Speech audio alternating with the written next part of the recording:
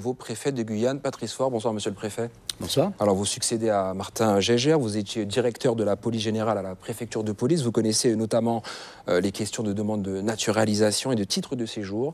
2017 est une année marquée par les mouvements sociaux de mars et avril dernier. Les attentes de la population de Guyane, vous l'avez vu ce matin, sont très fortes, notamment en termes de sécurité, d'immigration, mais aussi en termes de santé et d'éducation. Alors, vous l'avez dit, tout est prioritaire, mais quel va être le premier dossier traité ? Bien écoutez, merci d'abord de m'avoir invité. Le premier dossier traité a été celui de l'orpaillage, puisque je sors il y a quelques minutes d'une première réunion co-présidée avec le procureur de la République sur l'orpaillage illégal. Je voulais vous dire que, évidemment, les efforts sont soutenus et seront amplifiés dès lors qu'ils le pourront. Aujourd'hui, nous subissons, puisque le parc a fait une communication, une légère augmentation du nombre de puits. Plutôt conséquente. Enfin, 99 chantiers illégaux recensés en mars, 177 début août, record historique. Alors, vu de Guyane, l'État semble impuissant face à ce phénomène. Alors, vous voyez, mais c'est une donnée que le parc a exprimée et que je ne remets pas en cause. Pour autant, ce que vous ne savez pas et ce que je vous annonce ce soir, c'est que ce week-end, 24 puits ont été détruits par l'intervention d'une cinquantaine de militaires des FAG et de la gendarmerie nationale.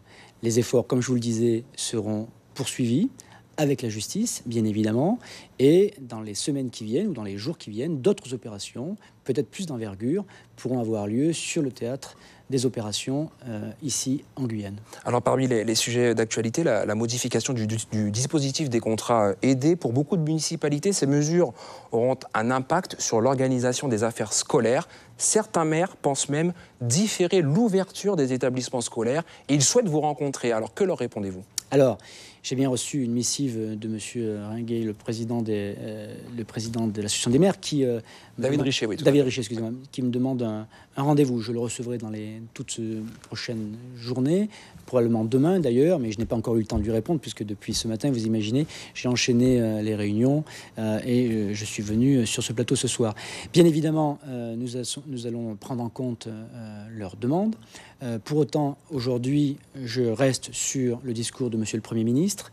Des réunions en visioconférence vont se tenir dans la semaine, qui devraient faire la lumière sur ce que sera les décisions du gouvernement qui s'appliqueront et de quelle façon outre-mer. Donc aujourd'hui, j'attends que cette réunion par visioconférence avec Paris se tienne avant même de me prononcer. Pour autant, et c'est pourquoi j'invite d'ailleurs le président de l'Association des maires à venir me voir dès demain, je le fais par ce moyen que vous m'offrez aujourd'hui, afin que nous regardions l'intégralité des problèmes soulevés.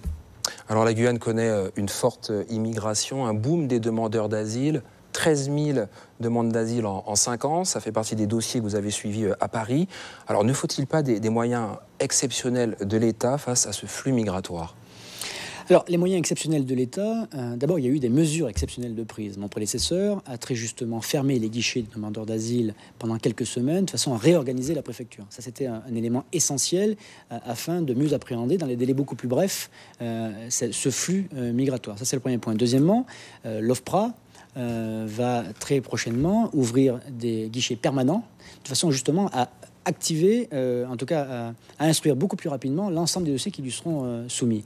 Et ça, c'est une réponse déjà qu'on peut apporter à la problématique migratoire et au flux qui a augmenté, parce que plus vite on peut décisionner les dossiers, plus vite on peut faire des reconduire à la frontière pour ceux qui sont déboutés du droit d'asile. Pour autant, et la contrepartie, c'est que ceux qui peuvent bénéficier de la protection devront l'être et dans des conditions tout à fait normales et acceptables. Alors une nouvelle forme de dialogue a aussi vu le jour, plus direct, avec de nombreux collectifs, associations qui se sont constitués et qui comptent bien participer et se faire entendre des représentants de l'État, dont vous faites partie. Avez-vous déjà pris leurs attaches et comment voyez-vous ces relations ? Écoutez, d'abord, elles ne peuvent être que de transparence et de confiance. J'ai l'habitude de dire ce que je pense, de faire ce que je dis et dire ce que je fais.